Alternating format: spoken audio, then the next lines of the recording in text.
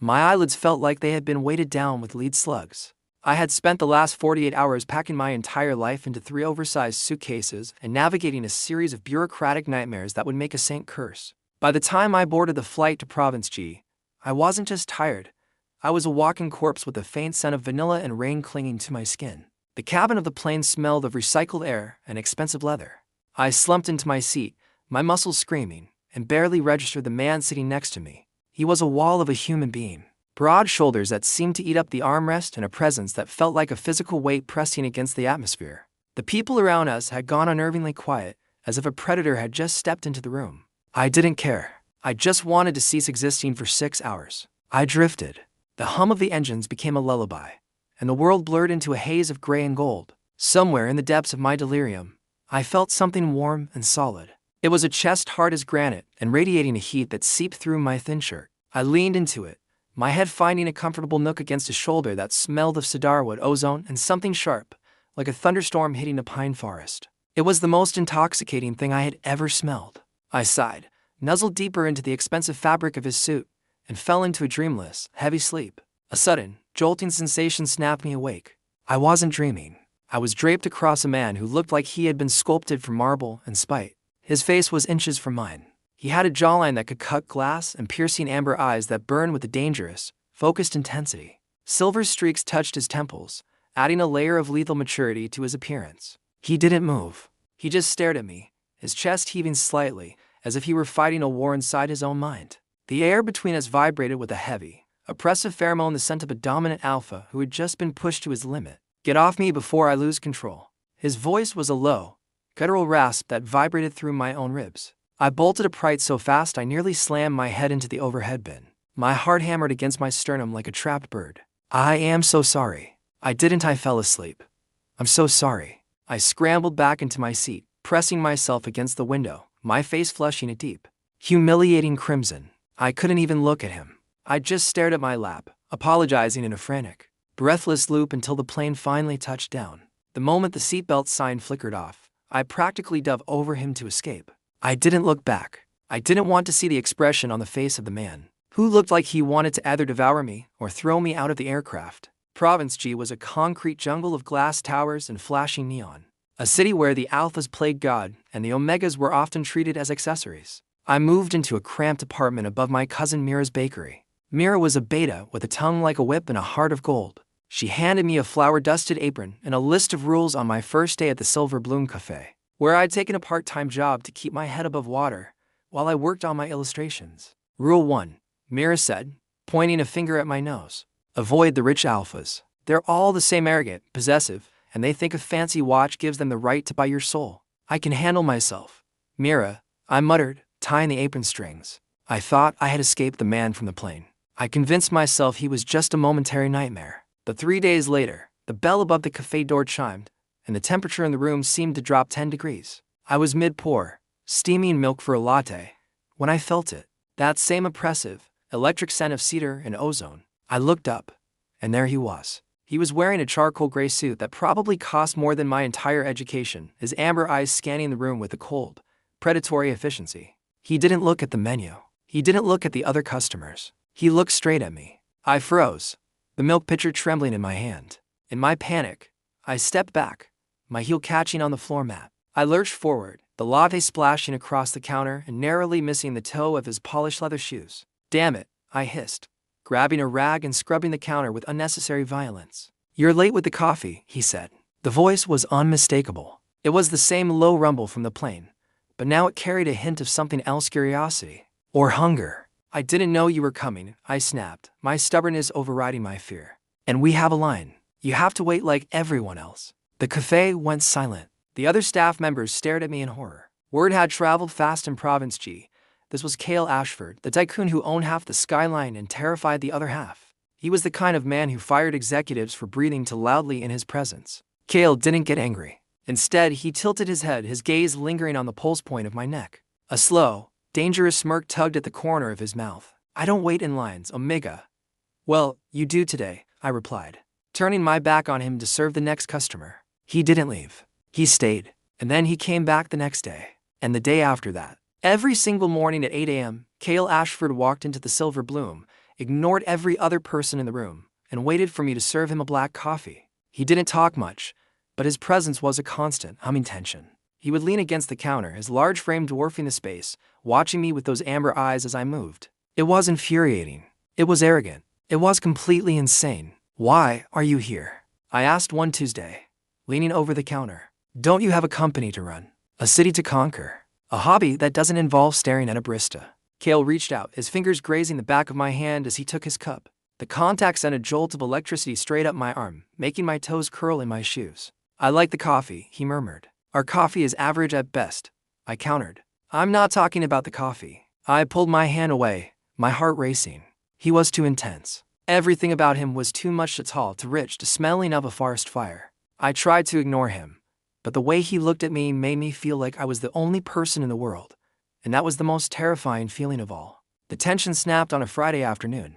A regular customer, an alpha named Julian who thought his mid-level management position made him a king, was leaning over the counter, flirting with me. He was an oily man with a scent like stale cologne and desperation. "Come on, Elias," Julian purred, reaching out to touch my waist.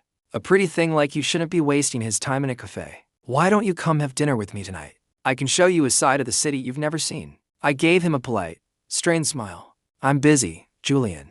Please move so I can serve the next person." Julian didn't move. He pressed closer, his hand sliding further around my hip.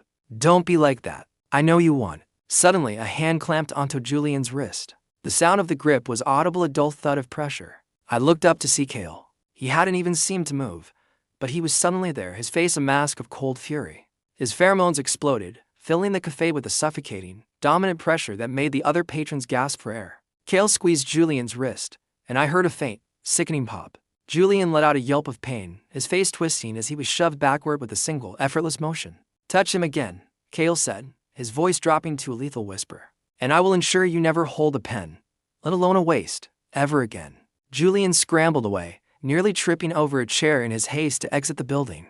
The silence that followed was thick and heavy. I looked at Cale, and for a second, I saw something raw in his eyes, a possessiveness so fierce it felt like a physical chain, wrapping around me. "What is wrong with you?" I demanded, my voice shaking. "You can't just go around assaulting people." Cale stepped closer, crowding me against the espresso machine.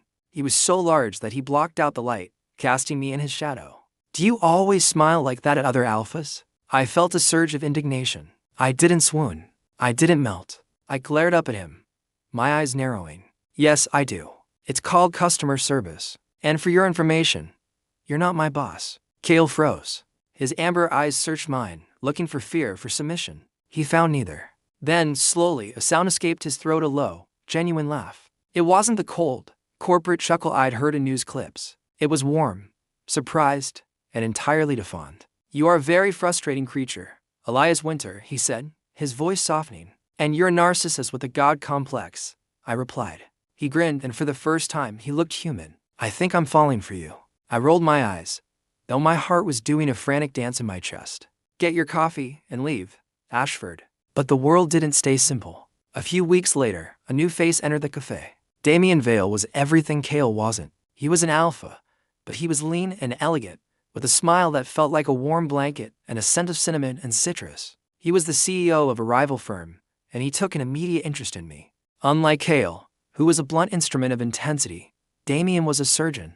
He brought me rare art supplies. He asked about my illustrations. He listened when I talked about my dreams of opening my own studio. He was charming, easy to talk to, and seemingly uninterested in the power games of the elite. "Cale is a storm," Damien told me one afternoon as he sat at a small table, watching me sketch. "He doesn't know how to love something without trying to own it. You deserve someone who sees you as an equal, Elias." I liked Damien. Or, I thought I did. He felt safe. Cale, on the other hand, had become a constant, brooding presence in the background of my life. He didn't bring me art supplies. He brought me expensive lunches and stared at me with a longing that felt like it could consume me. We argued constantly, a whirlwind of bickering and stolen glances, but the tension between us only grew. The facade cracked when a corporate scandal hit Province G. An anonymous leak had tied several shell companies to a money laundering scheme, and for some reason, my name appeared in the documents. I had been hired as a freelance illustrator for a small firm that had been a front for the operation. Suddenly, I wasn't just a barista. I was a person of interest in a financial crime investigation. I spent 3 days in a state of pure terror. My bank accounts were frozen, and strangers in dark suits started following me. I felt small and helpless, the weight of the city's corruption crushing me. Damien told me he was trying his best to help, but his efforts felt vague and slow. Then, Kale happened. I was walking home from the bakery, the rain soaking through my jacket, when a black sedan screeched to a halt beside me. Kale stepped out, his face like thunder. He didn't say a word, he just grabbed my arm and pulled me into the car. "What are you doing?" "I can't." "Shut up," he commanded, though there was a flicker of worry in his eyes. "I've already handled it." He took me to Ashford Tower, the monolithic spire of glass and steel that dominated the city. He led me straight to the top floor, where a man in a suit was trembling in a chair, surrounded by documents. "This is the man who signed your name to those contracts," Kale said, his voice cold and devoid of emotion. He thought he could use a nameless freelance artist as a scapegoat. Kale leaned over the man, his pheromones filling the room like a physical blow. The man looked like he was about to faint. "You have two choices," Kale whispered. "You can sign a full confession and vanish from this province by midnight, or I can make sure you spend the next 20 years in a cell where the sun never reaches. I don't care about the money. I care that you touch something that belongs to me." I watched from the doorway, shivering. I had seen Kale as arrogant and possessive, but this was different. This was the ruthless tycoon, the man who could move mountains or erase people with a single phone call. He was terrifying. He was a monster, and he had done it all for me. When the man had scrambled out of the room, Kale turned to me. The hardness vanished instantly. He stepped toward me, his eyes searching my face. "Are you okay? You just threatened to destroy a man's life," I whispered. "He tried to ruin yours," Kale replied simply. "I don't tolerate that." I didn't know what to feel. I was grateful, but I was also overwhelmed. I stepped back, my head swimming. The stress of the last few days, the fear, and the overwhelming presence of Kel's alpha energy were colliding in a way I didn't understand. Then, it happened. A sudden, searing heat flared in the pit of my stomach. It wasn't just warmth. It was a wildfire. My skin became hypersensitive, the fabric of my clothes feeling like sandpaper against my flesh. A wave of dizziness hit me, and I gasped, my knees buckling. "Elias." I smelled it, then the scent of vanilla and rain, but intensified, becoming thick, sweet, and desperate. I had entered heat. It was premature, triggered by the extreme stress and the proximity to an alpha as powerful as Kale. I collapsed against the wall, my breath coming in ragged sobs. The world blurred into a haze of desire and need. I wanted him. I wanted the cedar and the ozone. I wanted the hardness of his chest and the strength of his arms. I began to tremble, my hands clutching at my shirt, trying to find some relief from the itching heat beneath my skin. "Please," I whimpered, the word barely a sound. Kale froze. I could see the battle in his eyes. His pupils had blown wide, turning his amber eyes into dark voids of hunger. His scent became an avalanche, crashing over me, promising protection and pleasure. He was an alpha in the presence of a distressed amiga in heat. Every instinct in his body was screaming at him to claim me, to mark me, to take me right there on the polished marble floor. But he didn't. He stepped forward, but he didn't touch me. He wrapped his expensive suit jacket around my shoulders, shielding me from the cold air of the office. "I'm taking you home," he rasped, his voice strained. He carried me to the car, his grip firm but careful. He drove me back to Mira's bakery, but as he stepped out to help me, I clung to his shirt, pulling him close. "Don't leave," I sobbed, my forehead resting against his neck. "Please." Kale dotted hurts. He groaned, a sound of pure agony. "Elias, if I touch you now, I won't be able to stop." "You're not thinking clearly. You're in heat." "I am thinking clearly," I whispered, looking up at him with glazed eyes. "I want you." He didn't fight it anymore. He carried me up the stairs to my small apartment, kicking the door shut behind us. The moment we were inside, the restraint snapped. He pressed me against the door, his mouth crashing onto mine. The kiss was desperate, a collision of teeth and tongue. He tasted of coffee and power. I wrapped my legs around his waist, pulling him as close as physically possible, needing to feel the hardness of him against my aching center. He groaned into my mouth, his tongue sweeping through mine, claiming every inch of space. His hands were everywhere, ripping my shirt open, bruising my skin with the intensity of his grip. I arched my back, a loud, needy moan escaping me as his lips left mine to trail a path of fire down my neck. "You're mine," he growled, his voice a vibration against my skin. "Do you understand? Mine." "Yes," I gasped, my fingers digging into his shoulders. "Please, Kale, now." He stripped us both with a frantic efficiency. When he finally pushed me onto the bed, the sight of him took my breath away.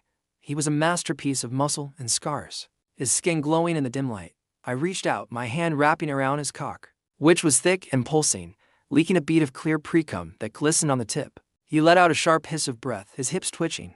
He moved between my legs, his thighs forcing mine wide. I was soaking wet, my pussy dripping with slick, sweet heat that smelled of concentrated vanilla.